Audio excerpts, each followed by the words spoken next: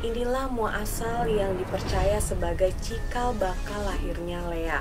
Ramuan sihir itu dapat mengubah bentuk leak menjadi seekor harimau, kera, babi, atau menjadi seperti keranda. Di Pulau Dewata itulah beberapa murid tersebut melestarikan ilmu sihir calon arang dan mengajarkan kepada siapa yang ingin mempelajarinya.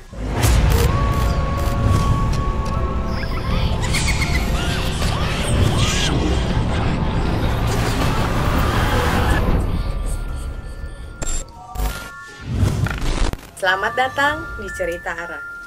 Kali ini aku akan menceritakan tentang leak. Asal-usul leak bermula dari seorang janda bernama Dayu Datu. Dayu Datu menurut cerita tutur rakyat setempat hidup di desa Girah, letaknya di pesisir dan masih berada dalam kawasan kerajaan Majapahit masa itu. Dayu Datu terkenal dengan sebutan calon arang. Dikisahkan pula Dayu Datu sendiri yang menuliskan seluruh ilmu sihir miliknya menjadi sebuah kitab ilmu hitam. Inilah muasal yang dipercaya sebagai cikal bakal lahirnya leak. Leak bagi sebagian masyarakat sudah tidak asing lagi sebagai salah satu jenis makhluk yang mungkin cukup menakutkan. Leak dalam penggalan catatan sejarah dikatakan sudah ada sejak abad ke-11. Tepatnya ketika Raja Erlangga pada tahun 1006 sampai 1042 Masehi memerintah di Jawa Timur sejak 1021 Masehi. Tentu saja cerita leak tidak begitu saja terjadi. Konon dulu si calon arang kalah tempur sebab kitab saktinya dicuri dan diamankan oleh Empu Baradah. Setelah kitab sihir berada di tangan Empu Baradah, tidak jelas ke tangan siapa kitab sakti tersebut berpindah. Akan tetapi beberapa murid calon arang yang telah mempelajari sebagian ilmu sihir calon arang melarikan diri ke Pulau Bali. Di Pulau Dewata itulah beberapa murid tersebut melestarikan ilmu sihir calon arang dan mengajarkan kepada siapa yang ingin mempelajarinya. Selanjutnya, ilmu sihir yang berkembang di Bali termasyhur dengan sebutan leak. Oleh karena itulah, kisah calon arang ini sangat dekat dengan adat masyarakat Hindu Bali, sehingga calon arang diklaim sebagai orang Bali. Perlu diketahui juga bahwa pada masa itu, Bali juga berada dalam kekuasaan Erlangga dan diperintah oleh adik dari Erlangga sendiri yang bernama Anak Wungsu. Dalam mitologi Bali, leak adalah penyihir jahat. Leak hanya bisa dilihat di malam hari oleh para dukun pemburu leak. Di siang hari ia tampak seperti manusia biasa, sedangkan pada malam hari ia berada di kuburan untuk mencari organ-organ dalam tubuh manusia yang digunakannya untuk membuat ramuan sihir. Ramuan sihir itu dapat mengubah bentuk leak menjadi seekor harimau, kera, babi, atau menjadi seperti keranda. Bila perlu, ia juga dapat mengambil organ dari orang hidup. Leak di Bali kerap diidentikan dengan perilaku jahat para penganut ajaran kiri atau penggiwa, yakni berupa kepala manusia dengan organ-organ yang masih menggantung di kepala tersebut. Leak dikatakan dapat terbang untuk mencari wanita hamil,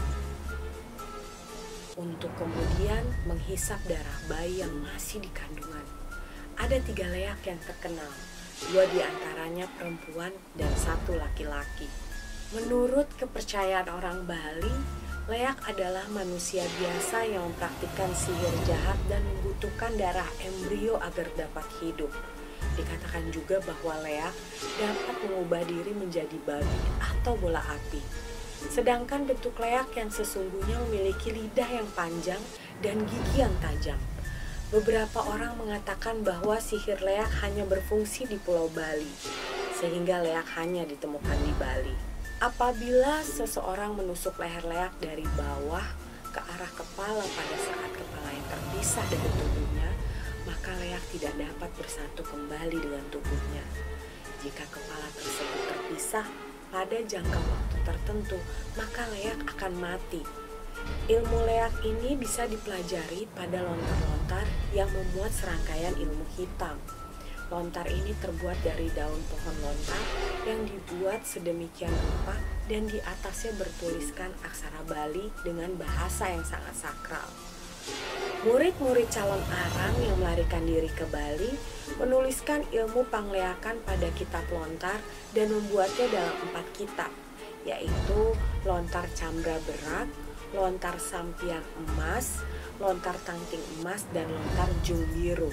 Sedangkan ilmu leak ini ada 3 tingkatan, antara lain ilmu leak tingkat bawah, yaitu orang yang bisa ngeleak tersebut bisa merubah wujudnya menjadi binatang seperti monyet, anjing, ayam putih, kambing, babi betina atau bangkung, dan lain-lain.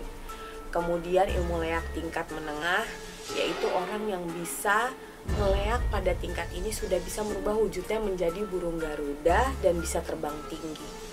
Paruh dan cakarnya berbisa, matanya bisa keluar api, juga bisa berubah wujud menjadi jaka tuyul atau pohon enau tanpa daun yang batangnya bisa mengeluarkan api dan bau busuk yang beracun. Tingkat terakhir ilmu leak adalah tingkat tinggi, yaitu orang yang sudah bisa merubah wujudnya menjadi bade, yaitu berupa menara pengusungan jenazah bertingkat 21 atau tumpang selikur dalam bahasa Bali.